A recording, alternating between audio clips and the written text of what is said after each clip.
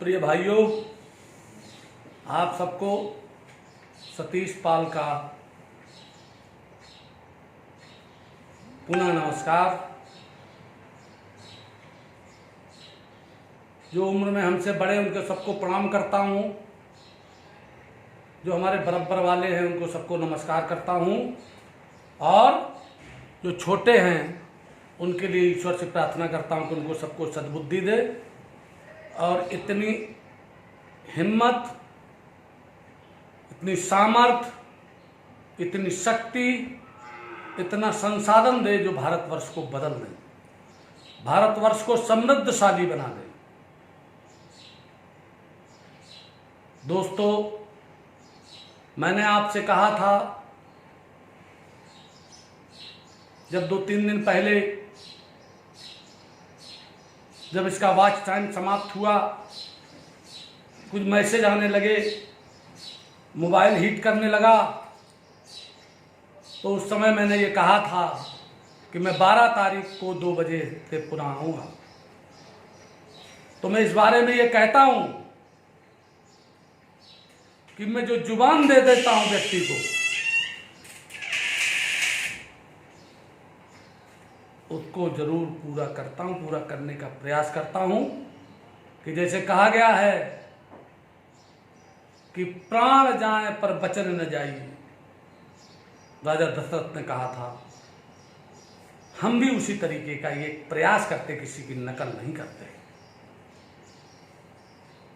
वचन का महत्व समझो, समय का महत्व समझो, धन का महत्व समझो और अपने जीवन का महत्व समझो। जीवन सिर्फ खाने पीने के लिए नहीं बना है, जीवन दैनिक दिनचर्या के लिए नहीं बना है, दैनिक जीवन कोई बच्चे पैदा करने के लिए नहीं बना है। ये जीवन मोक्ष के लिए बना है, और मोक्ष में भी आप जब अच्छे कर्म करेंगे तभी आपको मोक्ष प्राप्त होगा, और आप एक पूरी सृष्टि के एक अंग हैं। ये पूरी भारत की धरती नहीं, पूरा विश्व में जितना जीव है सब काम का है। चाहे समुद्र में हो, चाहे वन्य जीव हो, चाहे आपके दरवाजे पर बंधी गाय और भैंस, पड़वा और पड़िया, बछड़ा और बछिया हो, बकरी हो, भेड़ हो, सब काम के हैं। 84 लाख योनियां हैं। दोस्तों, मैं 1 महीने लगातार आपके बीच में उधर बोला था। इधर मैं आज आपको सबसे ज्यादा जो चीजों पर आपका ध्यान आकृष्ट करना चाहता हूं,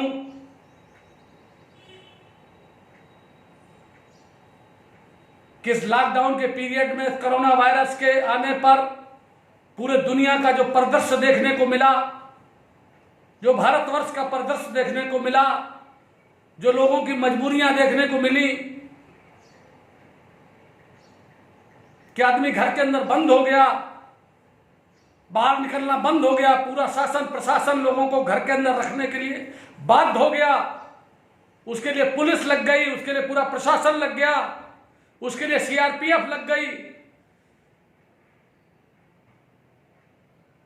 और फिर आवश्यकता रह गई सबसे पहली, जिसको मैं बहुत पहले से बोलता था लोगों के बीच में, कि व्यक्ति खाता अन्न है और वो अन्न उत्पादित करता है किसान। इसलिए किसान की इज्जत करो, किसान का सम्मान करो, और किसानों से भी कहता था अपने को पहचानो। और सिर्फ किसान नहीं, मजदूर भी।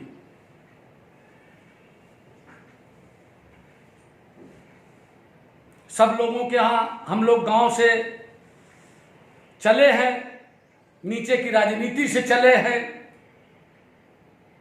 जब धान लगाने को आता है तो मजदूर किए जाते हैं, जिनको खेतिहर मजदूर कहा जाता है।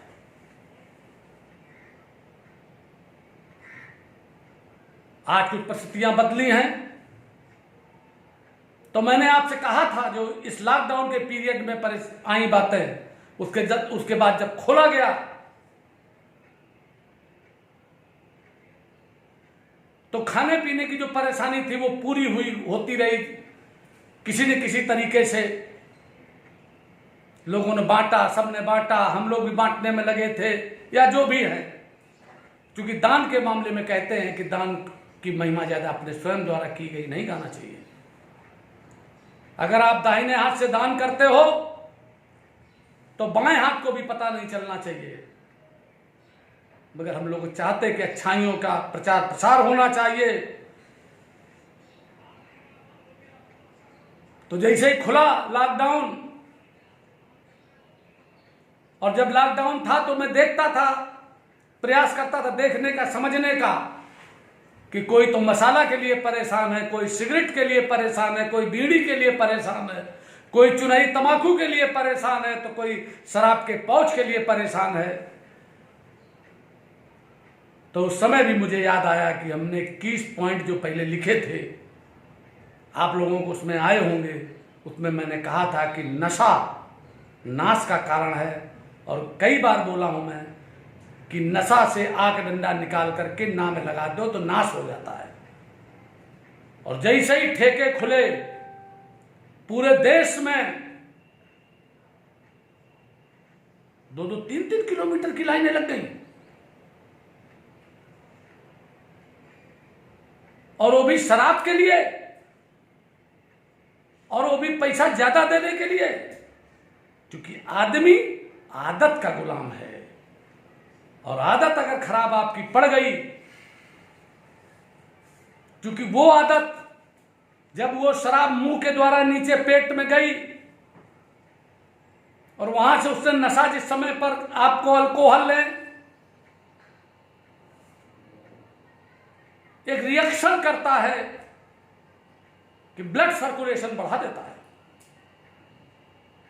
और ब्लड सर्कुलेशन जब बढ़ता है अंगूठे से लेकर मस्तिष्क तक, तो खून की गति तेज हो जाती है। जब तेज हो जाती तो उसके अंदर स्फूर्ति आ जाती है। लेकिन वही स्फूर्ति जब नशा उतर जाता है तो उतने ज्यादा डाउन मार जाती है। तो जानबूझ करके दुनिया के उन तमाम शोषकों ने, तमाम मानव का जो विरोधी है, जिनके अंदर मानवता नाम की चीज नहीं है, उन लोगों ने ऐसी चीजों को इजाद किया जिससे मानव दुखी हो जाए और उनके पास पैसा आ जाए, वो जीत लें और उनका प्रभुत्व बना रहे। इन बातों को आपको सबको समझना पड़ेगा। मैं तो एक बात कहता हूं दोस्तों, कि हमसे अगर कोई पूछे कि सबसे खराब नशा क्या है, तो मैं कहूंगा कि सबसे खराब नशा तंबाकू का है। क्योंकि तंबाकू दांत के तले दबाई जाती है, उसका पीक पेट में नहीं ले जाई जाती, और दांत के तले दब जाने के बाद वो तंबाकू का जो निकोटीन है वो दांत के माध्यम से, क्योंकि दांत भी जिंदा होता है, उसमें रेशे होते हैं, वो मस्तिष्क के तरफ जाता है, तो वो नशा मस्तिष्क में पहुंच जाता है और उसको, आदमी को थोड़ा सा नशा महसूस होने लगता है। पहले दिन जब वो तंबाकू खाता है, कोई खा के देख ले, यदि नहीं खाता है उसको दबवा दीजिए, आप तंबाकू थोड़ी दे दीजिए, चट से गिर पड़ेगा। उसकी क्षमता और ताकत नहीं है कि वो नशा झेल सके। लेकिन धीरे धीरे आदत पड़ती है, 2 दाना दाबे, 4 दाना दाबे, 10 दाना दाबे, जब आदत पड़ गई तो छूटा नहीं, क्योंकि वो नकल करता है गांव में और लोगों की, गदरिया में अंगूठा लगा करके बस ये करते हैं। उसी तरीके से चरस गांजा है, उसी तरीके से अफीम है, उसका बाप स्मैक है, उसके बाप हीरोइन है, और बड़े बड़े लड़के भी बर्बाद किए जा रहे हैं। ये बर्बादी का आलम आपने पूरे देश में देख लिया है। और दूसरी ओर देख लीजिए, मैं आज आपको बता रहा हूं, इस समय पूरे देश भर में पूरे देश में नहीं, पूरे विश्व में भगदड़ मची हुई है। हर आदमी मोहवश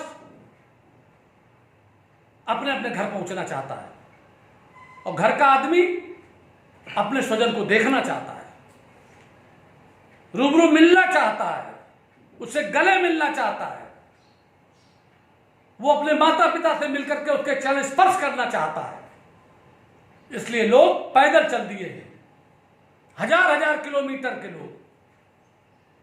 मेरे यहां 4 मजदूर मेरे यहां काम करते थे, एक महिला भी है, छत्तीसगढ़ के दुर्ग जिले के हैं। 4-5 बार मैं उनको मना कर चुका हूं, पैदल जाने के लिए तैयार रहते हैं। मैंने कहा नहीं नहीं, व्यवस्था तुम्हारी होगी। मैं 3-4 बार रोक चुका हूं, आज भी रोका है। मैंने कहा आज उसको अखबार पढ़ के सुनाया कि इसमें लिखा है कि तुम्हारे लिए व्यवस्थाएं कर दी गई हैं, तुम 15 दिन में घर पहुंचोगे। लेकिन कह रहे हमारा लड़का उधर से बहुत रो रहा है।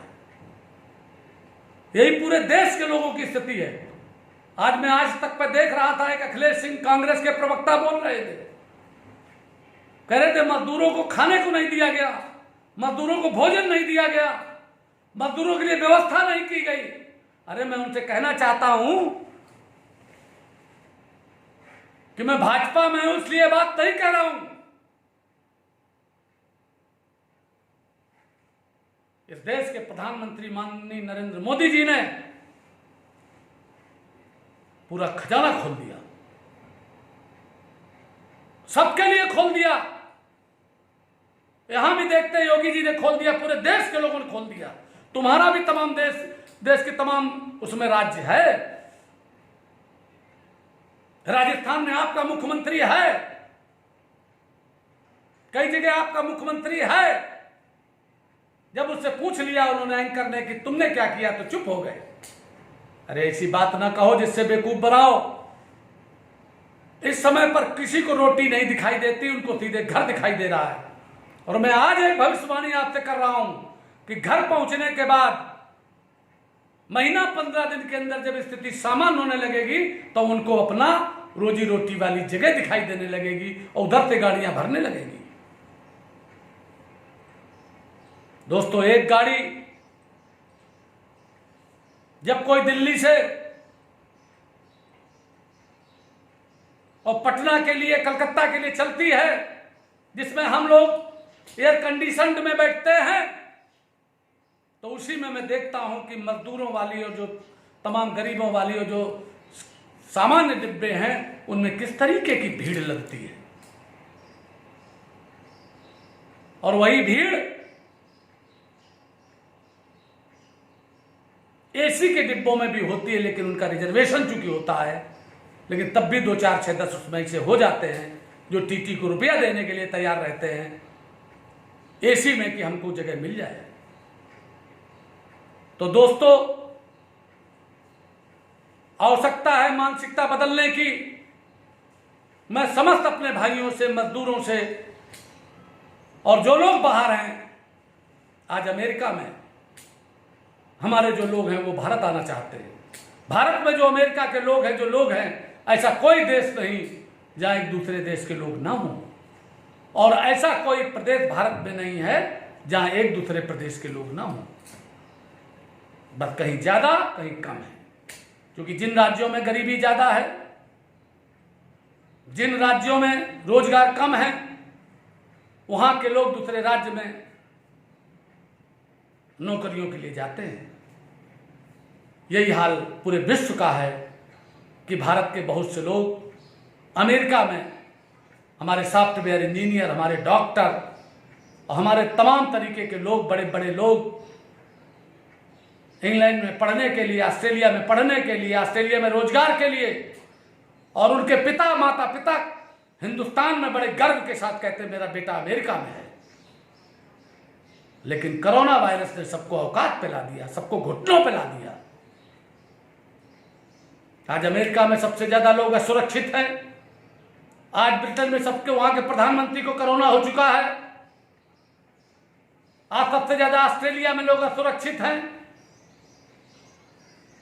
चाइना से तो ये कोरोना वायरस निकला ही है, उसकी साजिश से।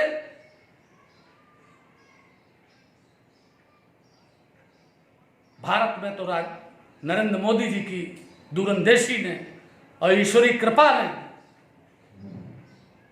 जबकि आप देख रहे हो कि तबलीगी समाज ने और एक वहां पर दिल्ली की मस्जिद में मरकज में जिस तरीके का काम हुआ वो ठीक नहीं हुआ। मैं किसी का पक्षपात नहीं करना चाहता हूं, मैं एक ही चीज चाहता हूं दोस्तों, मैं अपने लोगों से कहना चाहता हूं कि तुम पूरे देश की सोचो।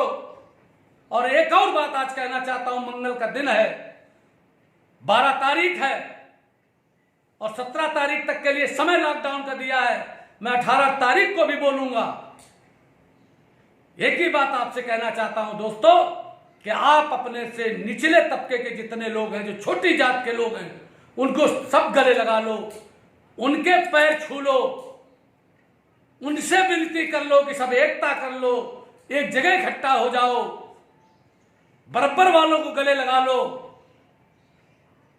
आपसे बड़ी जाति के लोग तुमको अपने आप गले लगा लेंगे, तुम उनके गले लगने मत जाओ, अपमान मत सहो और नीति की बात करो और सही लड़ाई लड़ो। जो कोई सहयोग करे अच्छी बात है, ना सहयोग करे तो राम राम, लेकिन तैयार हो जाओ।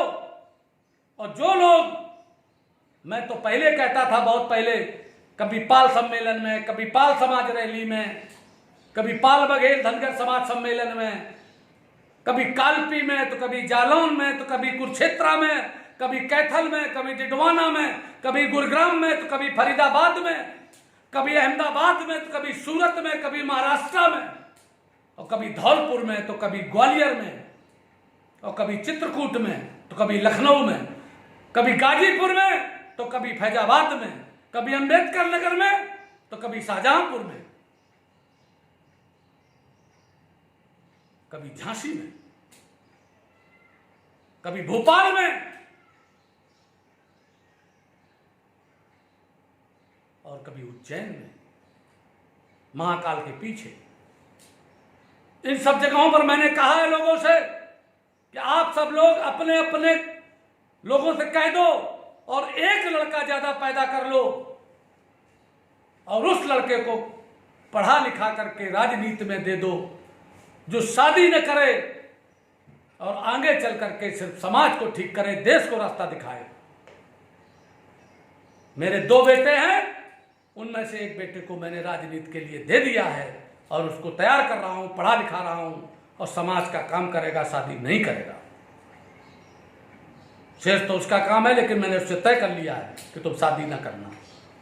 बाद में वो क्या करता उसके ऊपर है। लेकिन दोस्तों, आज अगर आपको जीतना है तो राष्ट्रीय स्वयंसेवक से संघ से सीखना पड़ेगा। आपको आचार्य श्री राम शर्मा आचार्य जी के मिशन से सीखना पड़ेगा, आपको राधा स्वामी मत के मिशन से सीखना पड़ेगा, आपको सिख समाज के गुरुद्वारों में जाकर के सीखना पड़ेगा, आपको अच्छी शिक्षा ग्रहण करनी पड़ेगी, आपको त्याग करना पड़ेगा, आपको परहित को जानना पड़ेगा, आपको लोगों की मदद के लिए खड़ा होना पड़ेगा, आपको अनित के खिलाफ बोलना पड़ेगा और गुंडे को ठीक करना पड़ेगा, अन्याय अत्याचार के खिलाफ आपको लड़ना पड़ेगा। ऐ किसानों, ऐ कमेरों, ऐ मजदूरों, ऐ खेतिहर मजदूरों, ऐ चरवाहों, तुम ही सबको दूध पिलाते हो, तुम ही सबको घी खिलाते हो, तुम ही सबको दही खिलाते हो, तुम ही सबको मक्खन खिलाते हो, फिर तुम कमजोर क्यों हो? तुम स्वयं नहीं खाते हो, उतना पैसा डॉक्टरों को दे देते हो। और मैं कहना चाहता हूं दोस्तों, जितनी शादियां इस लॉकडाउन के समय पे थी, अगर वो रद्द हुई और आगे बढ़ी है तो कोई भी 5 और 10 आदमी से ज्यादा की शादी मत करना और कोई भी दहेज मत लेना। ये समझ लेना कि लॉकडाउन का पीरियड चल रहा है, ये कोरोना वायरस आप सबको ठीक करने के लिए आया। और भगवान कृष्ण गीता में कहा है कि जो हो गया सो अच्छा हो गया, जो हो रहा तो अच्छा हो रहा, और जो होगा वो भी अच्छा होगा। इसलिए हर चीज में जब कोई तुम्हारे साथ अनहोनी हो जाए, कोई खराब बात हो जाए, कोई चोट लग जाए, कोई नुकसान हो जाए, तो इसमें यह समझ लेना चाहिए कि आपका कोई बड़ा नुकसान होने वाला था, इस छोटे से ठीक हो गया। कभी दुखी ना होना, कभी मनोबल मत गिराना, किसी की तरफ हाथ मत फैलाना, लालच में मत फंसना, क्योंकि जब कभी तुम्हें कोई ठगेगा तो सबसे पहले तुम्हें लालच दिखाएगा, और लालच में आकर के लोग वोटों के समय पर लालच दिया जाता, तुम्हारा ये कर देंगे, तुम्हारा वो कर देंगे, तुम्हारी ये करा देंगे, तुम्हारा वो करा देंगे, तुम्हारी ये नाली बनवा देंगे, तुम्हारा ये खड़ंजा बिछवा देंगे, तुमको ये लड़के की नौकरी लगवा देंगे। और इसके बाद जैसे ही जीत गए और उसी समय पर पैर भी छूते हैं, चाहे जिस जात का मिल जाए। और कभी कभी तो जल्दी जल्दी में घोड़ा गधाओं के भी पैर छू लेते हैं, और जैसे ही जीत के बाहर निकलते हैं फिर पहचानते भी नहीं हैं। इसलिए कभी इस बात पर रहम न करना कि तुम्हारे कोई पैर छू ले तो पैर छूने पर वोट दे दोगे, कभी नहीं।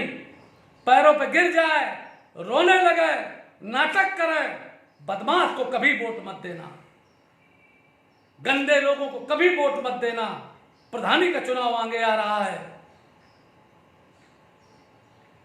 ऐसे बहुत से काम होंगे, आपको शराब दे जाएंगे, आपको पहुंच दे जाएंगे। क्योंकि शराब में एक बात है कि जब ब्लड सर्कुलेशन बढ़ता है तो आदमी दिल की बात जुबा पे ला देता है, छुपा नहीं पाता है, स्पष्ट बात बोलने लगता है। क्योंकि मैंने इसका प्रयोग किया है, मैं एक दिन बता रहा था आपको, और मैंने तमाम लड़ाइयां इससे जीती हैं, लोगों का प्रयोग किया है। मैं 24 साल की उम्र में प्रधान हुआ था, तब 30 साल की उम्र का प्रधान होता था। मैंने वोटर लिस्ट में उम्र बढ़वाई थी, और अगर इस चीज का प्रयोग न किया होता तो मेरा पर्चा खारिज हो जाता दोस्तों। और एक चीज और आज कहना चाहता हूं कि अगर आप धर्म की तरफ हो, आप सच्चाई की तरफ हो, ईमानदारी की तरफ हो, और इसकी जीत के लिए आपको कुछ भी करना पड़े तो उसे करिए, क्योंकि जीत ही धर्म है और धर्म ही जीत है। कभी भी ये मत करना दोस्तों। और ये जो चुनावी हार जीत है, ये कोई हार जीत नहीं, इस पर आपको भटकाया जा रहा है, क्योंकि लोकतंत्र है। आप अपना मनोबल ऊंचा रखिए। मैं तो एक बात कहता हूं कि सब लोग 2-2 कैप्सूल सवेरे, 2 कैप्सूल शाम को खाया करो, उसकी फैक्ट्री लगाओ। और वो फैक्ट्री मेरे पास लगी हुई है, उस फैक्ट्री का नाम है बेशरमी की फैक्ट्री। बेशरम जो आप लोगों के यहाँ खड़ा होता, हरा हरा होता है। अभी गर्मी है, गर्मी में भी लहलाएगा, इसलिए कहा जाता तुम बहुत बड़े बेशरम हो। तो दोस्तों, बेशर्मी का कैप्सूल खा लो सवेरे और शाम। और अगर तुमको कोई कह दे कि तुम तो गडरिया हो, तुम कुछ नहीं कर सकते हो, तो उसको समझा देना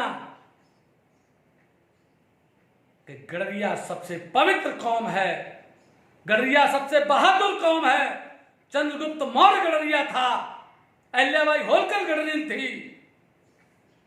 और जो लोग अपनी मूल जात को लेकर के अगर किसी का मनोबल गिराते हैं, उनसे बड़ा कोई दुश्मन नहीं हो सकता।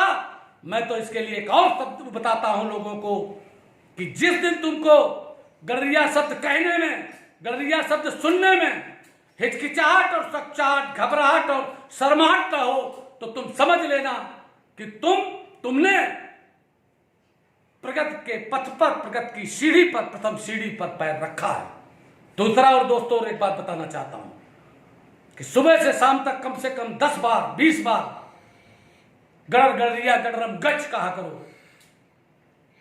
अरे तुम किसी को ठकुराइन कहते हो, किसी को पंडिताइन कहते हो, उन्होंने क्या कभी शर्म महसूस की? वो बड़े इत्मीनान से बोलते, हाँ बोलो भैया। और तुमसे अगर कोई गडरिन कह दे तो तुमको क्यों कष्ट है? क्या तुमने कोई चोरी की है? क्या तुमने कोई डकैती डाली है? किसी को धोखा दिया है? किसी की बेईमानी की है? किसी का शोषण किया है?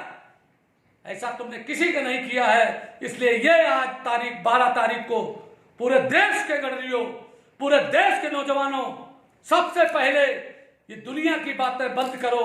ये शाखाओं मर धनगर नीकर पाल बघेल धनगर कुछ नहीं, हम सब गडरिया हैं। और उसके बाद की जितने ये दुबे तिवारी और फला लिखते हैं, ये सब है पाल बघेल धनगर। और गर्व से कहो कि हम इस देश के शासक हैं और हम सबकी सेवा करेंगे, सबको खिलाएंगे पिलाएंगे, सबको दूध दही खिलाएंगे। और यही बात कहते हुए अपने आप को मजबूती के साथ खड़ा करने का काम करिए। मैं अपनी वाणी को विराम देता हूं। जय हिंद, जय भारत, सबको बहुत बहुत धन्यवाद।